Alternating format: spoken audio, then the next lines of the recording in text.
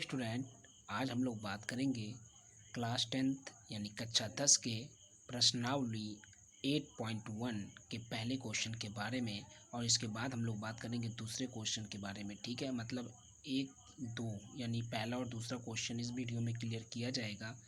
तो आप इस वीडियो को पूरा वॉच करें और इसका पार्ट 2 जो कि 3, 4 जो भी इसके आगे के क्वेश्चन है वो पार्ट 2 में आप देखिएगा। तो चलिए, आज अगर आपको पहले और दूसरे क्वेश्चन में कोई डाउट है तो आप इस वीडियो को देख करके उस डाउट को क्लियर कर सकते हैं। तो पहला क्वेश्चन है कि त्रिभुज ABC में जिसका कोण B समकोण है, मतलब कोण B 90 डिग्री का कोण बना रहा है। समकोण का मतलब 90 अंश का कोण बनाना, यानी जो कोण 90 अंश होता है उसी को समकोण कहते हैं। ठीक है, जहाँ पे भुजा AB बराबर 24 सेंटीमीटर दिया है और BC बराबर 7 सेंटीमीटर दिया है। ठीक है, AB बराबर 24 सेंटीमीटर और BC बराबर 7 सेंटीमीटर दिया गया है। और हमको मान ज्ञात करना है साइन A कॉस A और दूसरे में साइन C और कॉस C। ठीक है, तो इसको हमको बताना है। तो चलिए हम इसको सॉल्व करते हैं। चलिए देखते हैं। पहले हम क्या करेंगे कि जैसे देखिए यहाँ पे साइन A और कॉस A का मान बताना है। तो इसका मतलब हम कोण A पहले बना लेते हैं। पहले हम क्या करेंगे, यहाँ पे समकोण B है तो हम एक समकोण त्रिभुज बनाएंगे। उसके बाद वहाँ पे हम कोण को प्रदर्शित करेंगे। तो चलिए हम समकोण त्रिभुज यहाँ बना लेते हैं। यहाँ पे एक समकोण त्रिभुज हम बना लेते हैं।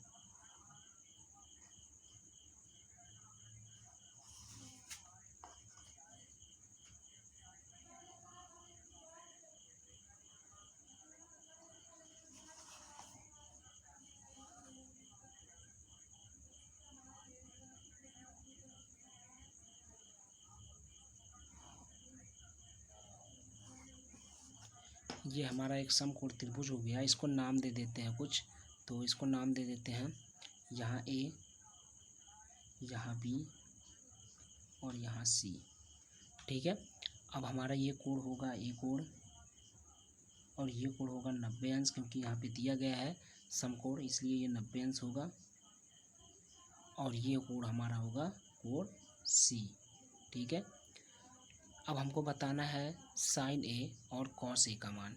तो भाई देखिए, साइन का मान होता है, आपको हम बता दें पहले वाले का, कि साइन A बराबर, जिसको हम लोग साइन थीटा भी कह सकते हैं। अब साइन थीटा का एक फार्मूला होता है, साइन थीटा बराबर होता है लंब बटे कर्ण। अब लंब क्या होता है, ये होता है फार्मूला लंब बटे कर्ण। ठीक है, अब यहाँ पे लंब क्या होता है, जैसे साइन A का बताना है तो A के सामने वाली यानी कोण के सामने वाली भुजा लंब होता है। तो कोण के सामने कौन सी भुजा दिख रही है, कोण के सामने हमें BC दिख रहा है। BC यानी ये लंब होगा इस कोण के लिए, कोण A के लिए लंब हमारा होगा BC भुजा। ठीक है, तो BC भुजा का मान दिया गया है 7 सेंटीमीटर और AB भुजा का मान दिया गया है 24 सेंटीमीटर। ये क्वेश्चन में दिया गया है। ठीक है, अगर ये हमारा AB भुजा 24 सेंटीमीटर है और BC बराबर 7 सेंटीमीटर है तो इसका मान AC का मान कितना होगा, ये हम पाइथागोरस प्रमेय से ज्ञात कर सकते हैं। तो यहाँ पे हम लिख दे रहे हैं पाइथागोरस प्रमेय से, जो कि फार्मूला होता है पाइथागोरस प्रमेय। पाइथागोरस प्रमेय से होता है कर्ण पर बना वर्ग शेष दोनों भुजाओं के बने वर्गों के योग के बराबर होता है। तो कर्ण यहाँ क्या है, AC भुजा कर्ण है, तो हो जाएगा AC पर बना वर्ग शेष दोनों भुजाओं के बने वर्गों के योग के बराबर होता है, मतलब 7 का स्क्वायर और 24 का स्क्वायर। ठीक है, तो AC स्क्वायर बराबर 7 का स्क्वायर होता है 49 और 24 का स्क्वायर होता है 576। ठीक है, तो AC का स्क्वायर हो जाएगा, इन दोनों को जोड़ेंगे तो आएगा हमारा 625 और जब दोनों पक्षों का हम वर्गमूल लेंगे तो AC का मान आ जाएगा हमारा 25, यानी AC ये जो होगा ये 25 सेंटीमीटर होगा, जिसको हम लोग कर्ण कहते हैं। ठीक है, यानी अब हम यहाँ पे फार्मूले पे इसको मान रख देते हैं तो हो जाएगा साइन ए से साइन ए बराबर लंब बटे कड़ होता है। तो हो जाएगा लंब, देखिए लंब हमारा क्या होता है, देखिए ए यहाँ पे साइन ए है यानी कोण ए है, तो कोण ए यहाँ पे है। अब इसके सामने वाली भुजा लंब होती है, तो इसके सामने कौन सी भुजा है, 7 है, यानी 7 लंब हो जाएगा। ठीक है, और बटे है तो बटे, कड़ क्या होता है, कड़ ये होता है 90 अंश के सामने वाली भुजा, तो 90 अंश के सामने कौन सी भुजा है, ये 25 सेंटीमीटर, यानी 25 सेंटीमीटर ये कड़ हो जाएगा। यानी साइन थीटा का जो वैल्यू आ रहा है वो 7/25 आएगा। इसी प्रकार हमको कास ए बताना है, तो कास ए बताना है तो हम लिखेंगे कास ए, और कास ए का फार्मूला होता है जैसे साइन ए का फार्मूला लंब बटे कड़, तो इसी प्रकार कास ए का फार्मूला आधार बटे कड़ होता है। क्या होता है, आधार बटे कड़। अब आधार कितना है 24, और कड़ कितना है 25।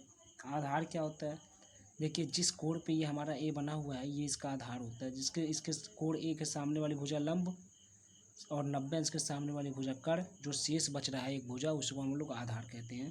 तो ये हो गया आधार 24/25। ठीक है। हाँ, अब इसके बाद हमको ज्ञात करना है सेकेंड पार्ट का साइन सी। अब सी यहाँ पे कोण आ गया है, तो अब हम सी को कोण मानेंगे, यहाँ पे सी को कोण मानेंगे। अब सी के सामने वाली भुजा लंब होगा, तो यहाँ पे लंब 24 होगा और कड़ यहाँ पे 25 होगा, और जो यहाँ शेष बच रहा है एक भुजा ये आधार होगा, यानी आधार BC होगा 7 सेंटीमीटर। ठीक है, तो साइन थीटा का मान क्या होता है, क्या होता है, अभी हम यहाँ पे लिखे हैं साइन थीटा बराबर लंब बटे कड़ होता है, तो थीटा के जगह पे यहाँ सी है, तो साइन सी बराबर लंब बटे कड़।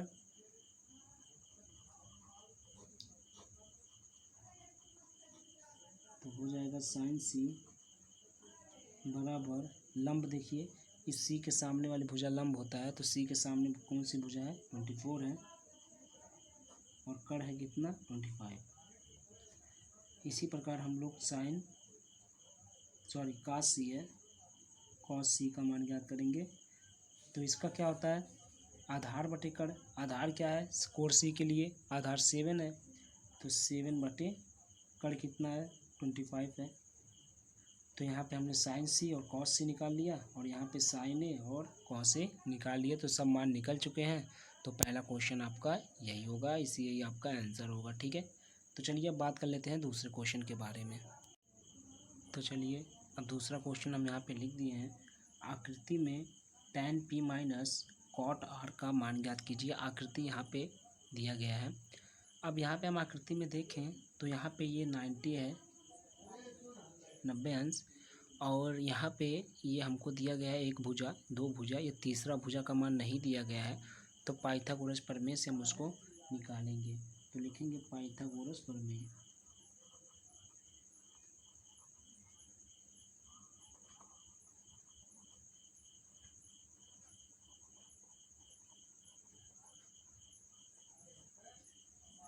क्या होता है, कड़ पर बना वर्ग, वहाँ कड़ क्या है PR है, यानी PR पर बना वर्ग, और दोनों भुजाओं के बने वर्गों के योग के बराबर होता है, यानी 12 का स्क्वायर प्लस QR का स्क्वायर। ठीक है, PR का मान कितना है 13 है, तो 13 का स्क्वायर, इसको इधर लेते आते हैं तो 12 का स्क्वायर, और इधर हो जाएगा QR का स्क्वायर, यानी QR का स्क्वायर, 13 का स्क्वायर होता है 169, और 12 का स्क्वायर होता है 144। तो QR का स्क्वायर,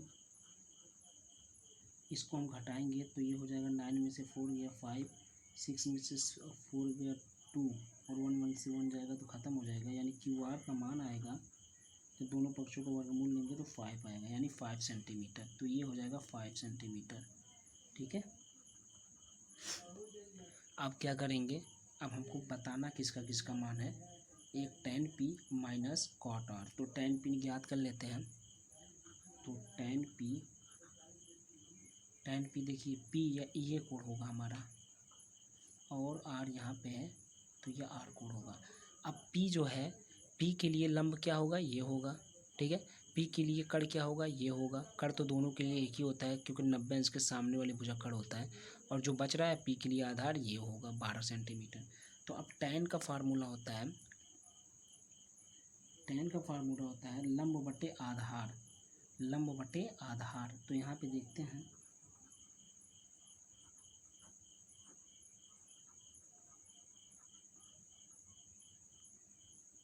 लंब बटे आधार, ठीक है। तो अब हम यहाँ पे ज्ञात कर लेते हैं। तो हो जाएगा tan p बराबर लंब क्या है p के लिए, p के लिए लंब क्या है, इसके सामने वाले भुजा लंब होता है तो 5 है। और आधार क्या है, आधार 12 है, क्योंकि आधार देखिए कड़ ये है, कड़ ये है हमारा 13 सेंटीमीटर। तो कड़ पी के लिए ज्ञात करें या आर के लिए ज्ञात करें, कड़ तो 13 दोनों के लिए होगा। अब आर का ज्ञात करेंगे तो आर के लिए लंब 12 हो जाएगा, पी के लिए लंब 5 हो जाएगा, क्योंकि आर के सामने वाली भुजा ये लंब होता है, पी के सामने वाली भुजा लंब होता है। यानी किसी भी कोण के सामने वाली भुजा अगर इसके दोनों की बात करें तो लंब होता है। तो tan थीटा बराबर लंब बटे आधार होता है। तो यहाँ tan थीटा की जगह पे p है, तो p का जो लंब होगा p के लिए वो 5 सेंटीमीटर होगा उसके सामने वाली भुजा। तो tan p का मान ज्ञात हो गया। अब काट r का ज्ञात कर लेते हैं। अब r यहाँ पे है, कोण हम r की बात कर रहे हैं तो r यहाँ पे है। अब इसके लिए फार्मूला होता है आधार बटे लंब, आधार बटे लंब। तो हो जाएगा cot r बराबर आधार, देखिए इसके लिए आधार क्या है, कोण r के लिए आधार क्या है 5 है। और कोण r के लिए लंब क्या है, लंब इसके सामने वाली भुजा तो इसके सामने 12 है यानी 12 होगा। अब हमको मान किसका, देखिए tan p और cot r का मान हम ज्ञात कर चुके हैं, तो हमको मान किसका बताना था, tan p minus cot r का। तो लिखेंगे tan p minus cot r।